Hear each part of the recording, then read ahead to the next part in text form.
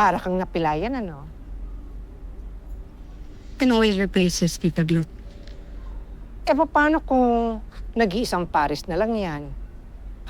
Paano mo papalitan? Are you trying to tell me something? Diretsuhin mo na ako, Tita Glo. Wala nang energy yung utak ko para intindihin pa yung rhythms mo. Alam ko mahirap din sa'yo yung nangyari. Kahit ikaw pang mali. Naaawa ako sa inyo ni Isa. Kasi kayong dalawang nag-aaway, samantalang yung dahilan ng away nyo, ayun, malayang naglalakad sa opisina na parang wala lang nangyari. Yan naman perspective ng mga tao ngayon di ba? Yung babaeng laging mali. Yan ang dapat mong baguhin. Akin na nga yung sapatos mo. To? What for? Basta, akin na. Hindi ito. Yung isa. Akin na. Kasi talaga, hindi rin kita naiintindihan, ha? What are you gonna do with it?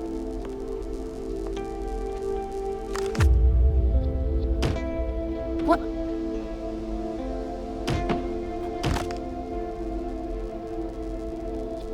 Ah.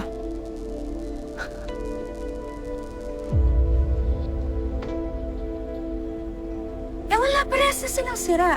Sira lang yan. Kung pipiliin mong makitang sira. Try it on!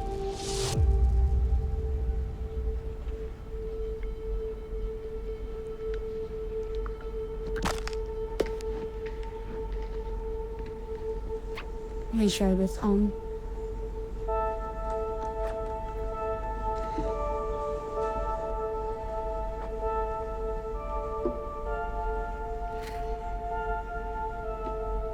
Yeah. Now I get what you're trying to say. Thank you. But honestly, Tita Glo, hindi ko alam kung maayos ko pa ba to o kung saan ako lulugar dito sa PBI. And I don't even think that they could still work with me. Mahanap mo rin ang lugar mo kapag ginawa mo na ang tama.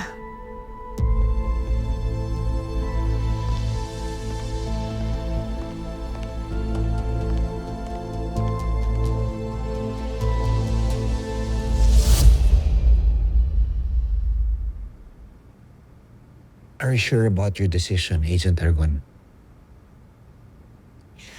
Honestly, sir, no.